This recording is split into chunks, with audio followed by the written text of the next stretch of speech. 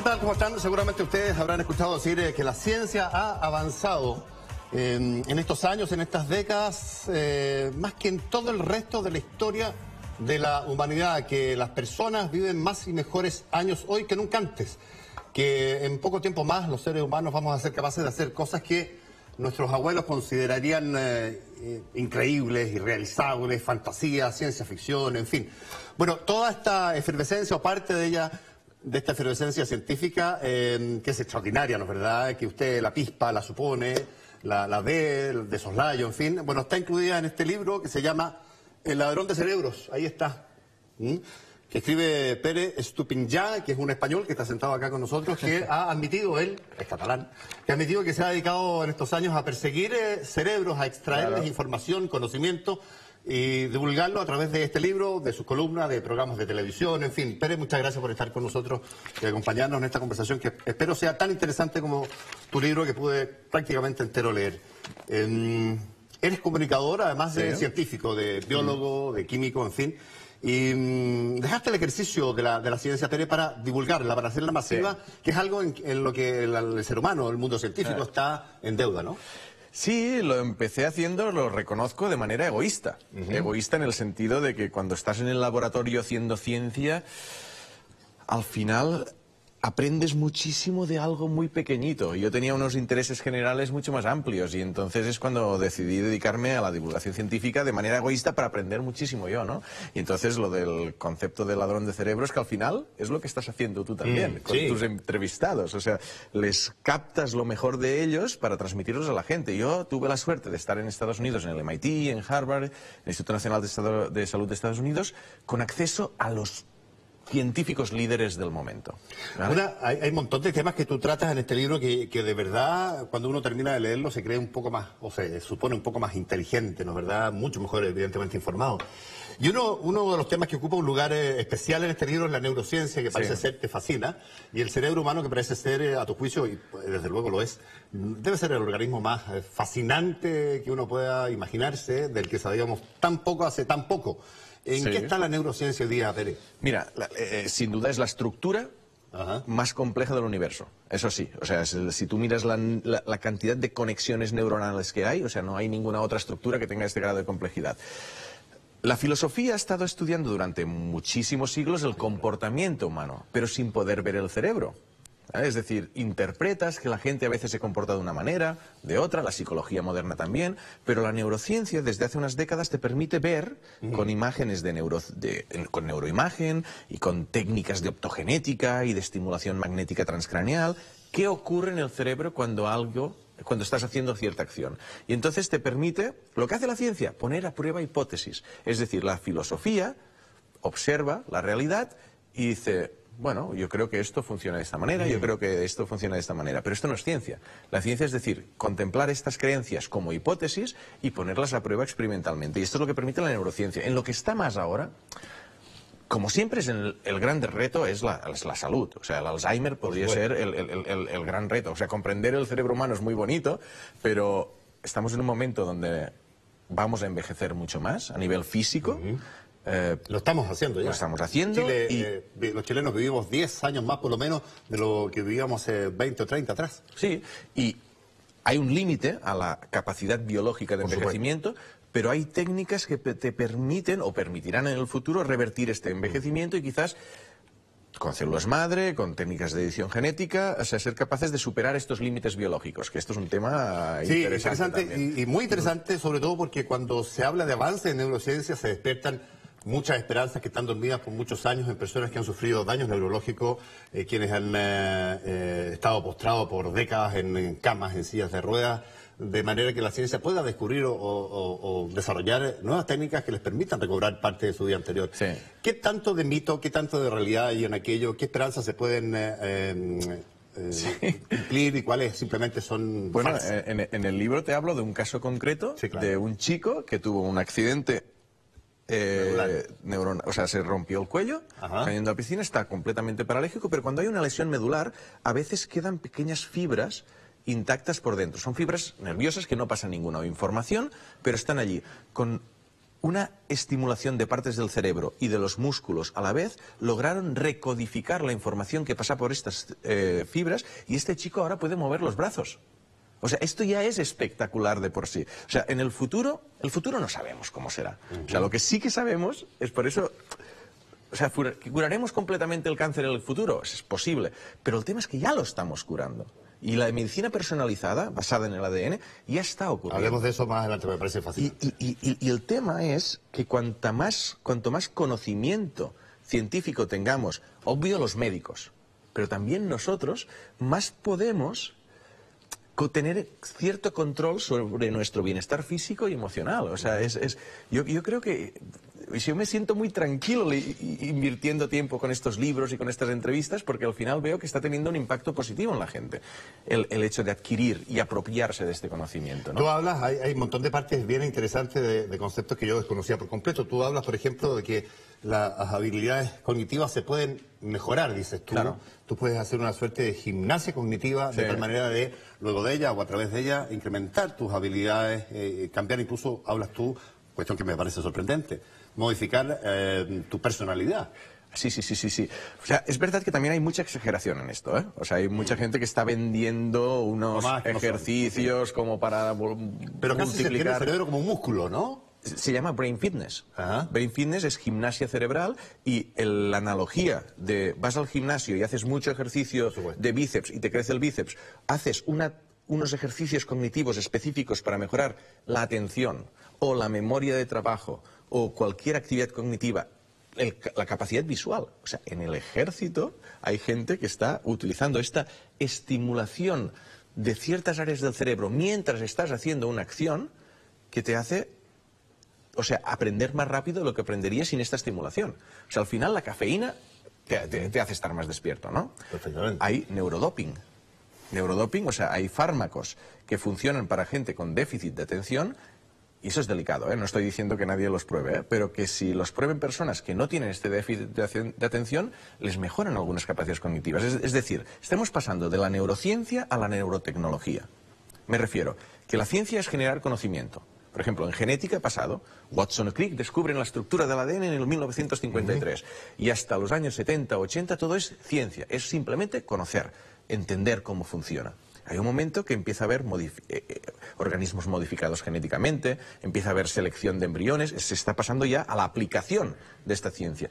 Y en neurología, que hasta muy poco no existía la neurociencia, desde Ramón y Cajal y otros, existe este conocimiento del cerebro, ahora ya se está interviniendo en él, ya se está manipulando hasta para mejorarlo, para curar enfermedades, y los límites es que depende lo arriesgado que sea. La personalidad, me parece fantástico. Sí, la personalidad. Uno podría pensar de que hay personalidades que son limítrofes, difíciles, que tienen patología. ¿Estamos hablando de eso? ¿Se puede enmendar alguna patología psicológica o psiquiátrica en razón de este tipo de gimnasia?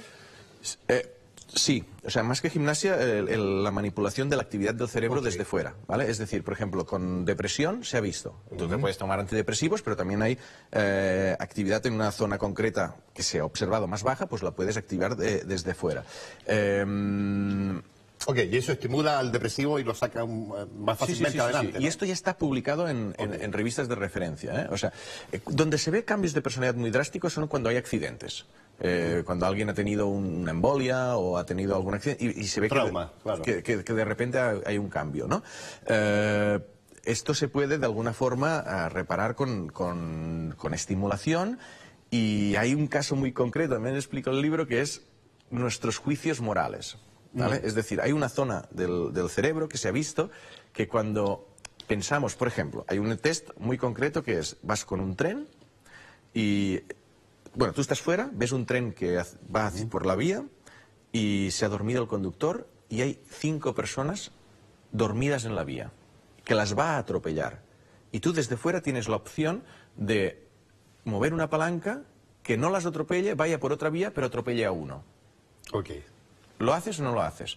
Un 90% de personas dicen 5-1, 5-1 y lo cambio. Esto es un juicio moral, ¿no? ¿Y si te dicen que la manera de salvar a estas 5 personas es empujar a una persona obesa que está en la vía que tranque el tren y que tranque el tren, y él morirá pero se salvarán 5? Muchísimas menos personas aunque sea racionalmente 5-1, toman esta decisión. Entonces, este es un test que se ha hecho con multitud de personas y en situaciones diferentes. Por ejemplo, los psicópatas lo empujan, porque 5-1, ¿no? Entonces, se ha hecho viendo esta zona del cerebro que se llama Right Temporal Junction, que está relacionada con la toma de decisiones morales.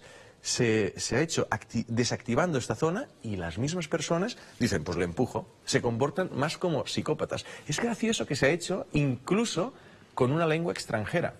Si te la hacen en inglés, tiendes a ser menos moral que si te la hacen en español, porque tenemos en una segunda lengua menos carga moral. Si te insultan en inglés, te importa menos que si te insultan en español.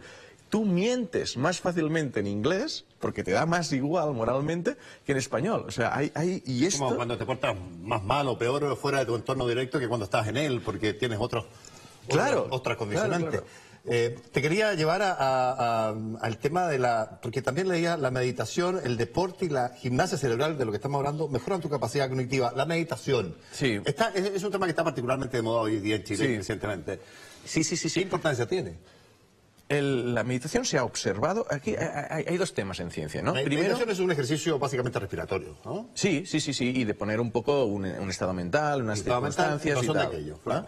Y la ciencia lo que hace primero es ver si funciona o no funciona. Y luego intentando entender por qué funciona. Creo que no se ha llegado a entender los mecanismos neuronales de por qué funciona. Pero sí que cuando se han hecho estudios rigurosos, se ha visto que de alguna forma, no es un estado en que apagues el cerebro, sino que activas otras áreas, ¿no? Y puede mejorar, sobre todo, cosas como la capacidad de concentración. De hecho, la Unión Europea, que tiene unos programas de financiación a estudios científicos muy grandes, hay un proyecto de meditación que le ha dado, no sé si son... O sea, varios, no sé cuántos, centenas de millones de euros. O sea, si le ha dado dinero a esto es que es de verdad. Si no, no se lo hubiera dado, claro. Oye, y leía también que el deporte incide en yo no sé si en un estado de ánimo probablemente, o una activación cerebral también. Sí. ¿Es un mejor estado cognitivo hacer deporte o implica un mejor estado cognitivo? El deporte, mira, le llaman la polipíldora en realidad, porque es tan importante, es una cosa... Yo no conocen la endorfina que liberas y todo aquello, sí. O sea, pero hay algo más. Yendo al cerebro se genera neurogénesis. Neurogénesis es generación de nuevas neuronas. Pero a mí de lo que me fascina del deporte es pensar que es tan reciente, en realidad, eso de saber que el deporte es bueno para la salud. ¿Sabes cómo se descubrió? Hubo un... Para la salud cardíaca se sabe, pero para la mental pero no. se sabe desde hace poco, desde mediados del siglo XX, cuando un investigador inglés comparó la salud de los conductores, ¿sabes? Estos autobuses de 2 pisos que hay en Inglaterra, comparó la salud de los conductores que estaban todo el día sentados con los que iban subiendo y bajando con los tickets. Y vio que los que subían y bajaban tenían mejor salud. Luego hizo lo mismo con funcionarios de correos, con los carteros que iban todo el día caminando, con los que estaban en la oficina, y vio que los que caminaban tenían más salud. A partir de aquí es cuando llega todo el fitness, el aeróbic, y el deporte es muy bueno para la salud, pero incluso para la salud cerebral, por esta neurogénesis que te comentaba, y luego también porque te da mucho bienestar, ¿vale? Pero hay neurogénesis. Oye, y este mito, Pérez, de que los humanos usamos un porcentaje muy menor del cerebro y hay zonas ignotas y no utilizadas que son gigantescas en potencial o no. ¿Eso es un mito? Sí, es un mito. Esto es un mito que está muy extendido, pero no, yo creo que el origen está en cuando habían lesiones neuronales y se quitaban partes del cerebro y se veía que continuaban funcionando y dices, pues esto es que no se utilizaba, pero no, es lo que utilizamos solo el 10% del cerebro es de verdad un mito, lo podéis googlear y lo encontraréis que no existe. No es cierto. Tú hablabas hace un rato de un concepto muy interesante que tú lo pones en el libro y se lo escuchaba a otro científico también a propósito del Puerto de Ideas que hicieron en Antofagasta, tú vienes de allá, que es este tema de la medicina personalizada. Y de que usando la nanotecnología y la Internet de las cosas, con microchip, qué sé yo, vamos a detectar antes de lo que se hace ahora y corregir antes de lo que se hace ahora cualquier menor perturbación que pueda derivar en una patología. Sí. La medicina personalizada nace hace un tiempo con el concepto del ADN.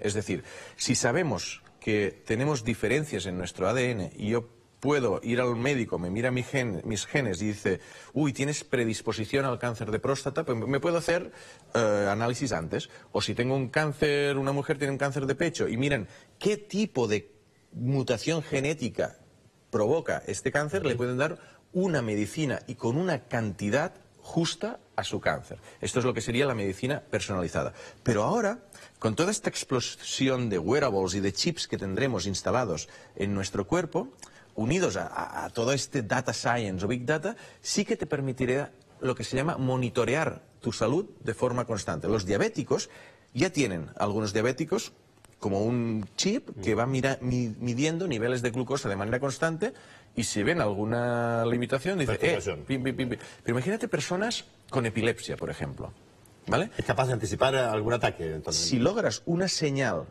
distinguir una señal que lo notas como unos segundos antes del ataque, te puedes sentar, lo tendrás igual el ataque, pero si estás conduciendo puedes parar el coche, o sea, esto te cambia muchísimo, y temas de riesgo cardiovascular igual.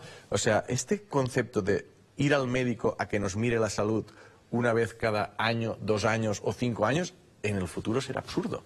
O sea, porque estaremos monitoreando, los hipocondríacos van a sufrir, pero sí, los wearables, la medicina se va a hacer, le llaman no solo personalizada, ahora le llaman medicina de precisión, ¿vale? Es decir... Porque tiene que ver también con que las personas reaccionan en los pueblos y las razas de manera diferente frente a los medicamentos, ¿no? Claro, o sea, esto de una pastilla para todos... No sirve. Es que es muy rudimentario. O sea, la medicina ya está siendo personalizada, ya está siendo cada vez más precisa gracias a la ciencia. O sea, el Alzheimer que comentábamos antes no se curará con más hospitales, ni con más médicos, se curará con más ciencia, conociendo exactamente qué pasa. Yo creo que este es un mensaje muy importante para la gente también. Es decir, los grandes retos de la humanidad, o sea, el cambio climático, el nuevo modelo energético, no es solo cuestión de política, es cuestión de ciencia también, es cuestión de encontrar una fuente de energía o una eficiencia energética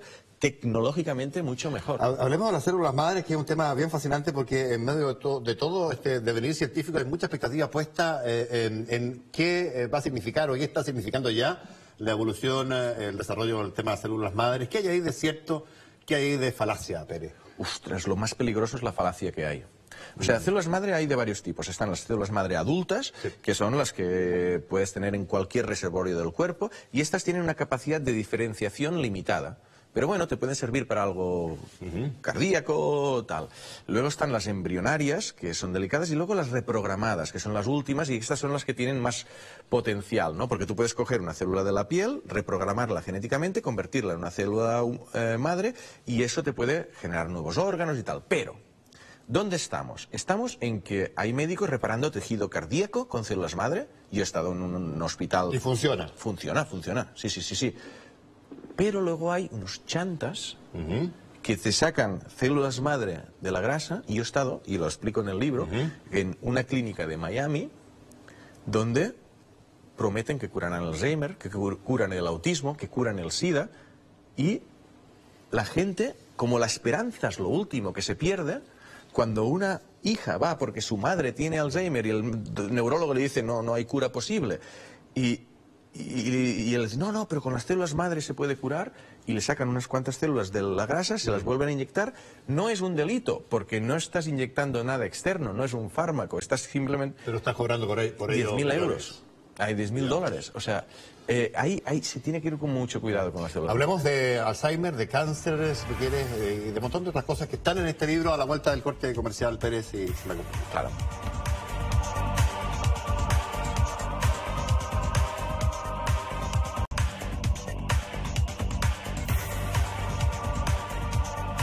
Bueno, estamos conversando con Pérez Estupiñán, autor de este libro que les mostraba al comienzo, El ladrón de cerebros, que está lleno de ciencia, de novedad, de cuestiones absolutamente interesantes como las que hemos conversado hasta ahora, Pérez. Nos quedan 10 minutos todavía. Hablemos de la práctica, de lo que le preocupa a mucha gente, que tiene que ver con, no sé, el Alzheimer. Tú decías Alzheimer. Sí. ¿En qué va eso?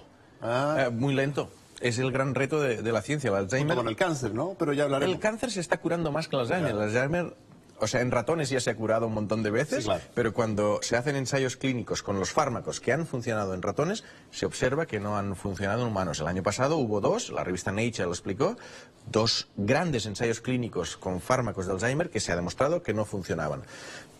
Al final yo creo que es el gran reto del envejecimiento, ¿no? Es decir, nosotros podemos envejecer de manera más lenta si vamos teniendo una vida sana. Esto es lo obvio. Pero después la medicina, con células madre, con edición genética, con otro tipo de revertir el envejecimiento, nos puede hacer llegar perfectamente a los 100 años, 120 años, o incluso más en el futuro, con buena salud física. Pero el cerebro no sabemos todavía cómo... Ni nada, ni mejorarlo, ni nada. O sea, sabemos mejorar algunas capacidades cognitivas, Sí, no, claro, pero frente a esta patología. la enfermedad mental todavía es el gran reto de la neurociencia. No se Enfermedad mental, Alzheimer, o Sí. estaba hablando de patología en general. Autismo, por psiquiátrica. ejemplo, no se sabe qué es el autismo. Ya. Es decir, se supone que puede ser un problema en las redes neuronales. Es decir, la neurociencia ahora sabe ver muy bien la neuroquímica que hay en las sinapsis neuronales. Eso lo domina muy bien. Sabe qué zonas están relacionadas, como decíamos antes, con la moralidad y tal. ¿Cómo se conectan estas zonas, que serían las redes neuronales? Y sobre todo, ¿de qué manera pasa la información por ellas?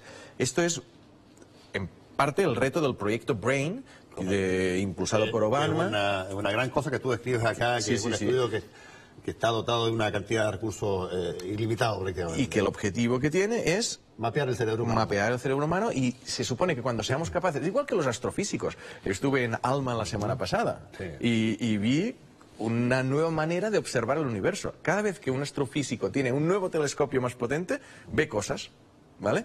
Pues con el cerebro, a la que tengamos una manera de verlo, una mica un poco más diferente a lo que tenemos ahora, seguro que veremos unas diferencias entre los cerebros autistas y diferencias entre los cerebros no autistas, y esto nos permitirá saber de dónde está. Quedémonos con el envejecimiento, que tú lo mencionabas también a la pasada, pero que ya no es cerebro, sino que es cuerpo, ¿no? Sí.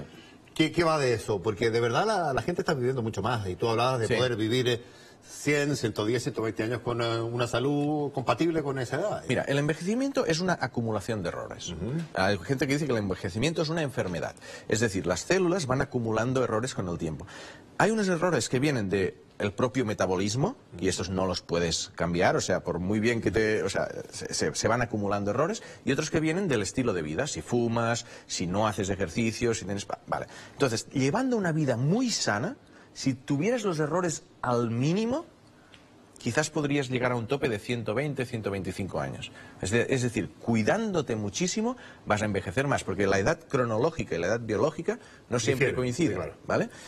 Lo que se está hablando más novedoso ahora en anti-envejecimiento es ser capaz de reparar estos errores, ¿vale? Reparar los telómeros, que son los extremos de los cromosomas, reparar los daños celulares, y aquí ya se podría pasar de esta barrera biológica de 120 a 130, 140 y 150. Hay algunos, para mí, anticientíficos, pseudocientíficos, que te dicen que vamos a ver el final de la muerte y vamos a vivir 200 años, 500. Yo creo que esto es una exageración, ¿vale? Porque hay unas grandes limitaciones. Pero que vamos a continuar viviendo más tiempo, y esto va a tener unas consecuencias sociales importantes. Impredecible. Sí, bueno, o sea, junto con la automatización. automatización... Unos 2 o 3 planetas más para... No, y junto con la... O sea, yo estoy... Aquí hablo un poquito del tema de inteligencia artificial, Sí. de robotización, hay temas de explosión demográfica por un lado, pero de máquinas haciendo trabajo de humanos, todo este concepto de future of work que está tan de moda. Y cómo vivimos los humanos, sí, claro. Y que forzará cambios sociales muy importantes. La búsqueda de la dieta perfecta también forma parte probablemente de los errores que uno comete, Sí. ¿no? Bueno, la dieta también tiene que ser personalizada. ¿Dónde la hablas tú? Sí, en lo que llaman nutrigenómica. Es decir, el concepto clave es que no todos somos iguales, ¿vale? Entonces, la dieta perfecta para ti quizás no lo es para mí. Hay un caso clave, en España se consume mucho aceite de oliva y se ha estudiado muchísimo, y el aceite de oliva es muy bueno para casi todas las personas. Hay algunos Hay algunas que les hace mal. no les hace mal, pero no les da protección. Ok. ¿Vale? Es decir, para ellos es mejor una dieta baja en grasas que una dieta alta en grasas insaturadas, que son las del aceite de oliva. Que aunque sean, Entonces, claro. el tema es que está este sí que está muy de moda, es la nutrigenómica, es decir, yo miro algunas variaciones de tus genes y con eso te diseño una dieta más adecuada a tu salud. Incluso para ejercicio se puede ver, a ti te conviene más un ejercicio más aeróbico o un ejercicio más anaeróbico. Dime una cosa, en términos prácticos, ¿tú puedes ir a un médico experto en dieta y él te va a ofrecer este servicio o es algo que está todavía muy en pañales? A mí me lo han hecho. A mí me han secuenciado el genoma en el programa de televisión español que estoy haciendo. Yo tengo el genoma secuenciado y guardado en algún ordenador encriptado y allí puedo ver. Se puede mirar ahí. Se puede mirar. Me han dicho que te conviene comer o no. ¿Sí? Sí. A mí me han dicho, por ejemplo, que no tengo riesgo genético Alzheimer, pero que sí que tengo un poco de riesgo a exceso de coagulación.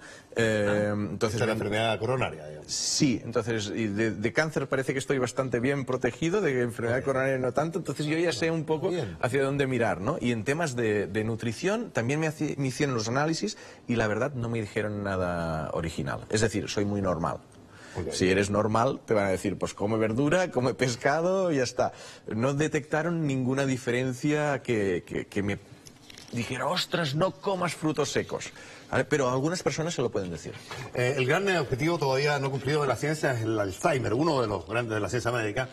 Uno a medio cumplir es combatir o plantarle cara al cáncer. ¿Qué hay ahí? Bueno, aquí explico el tema de la inmunoterapia. La inmunoterapia, la revista Science dijo que era el principal descubrimiento científico del 2014.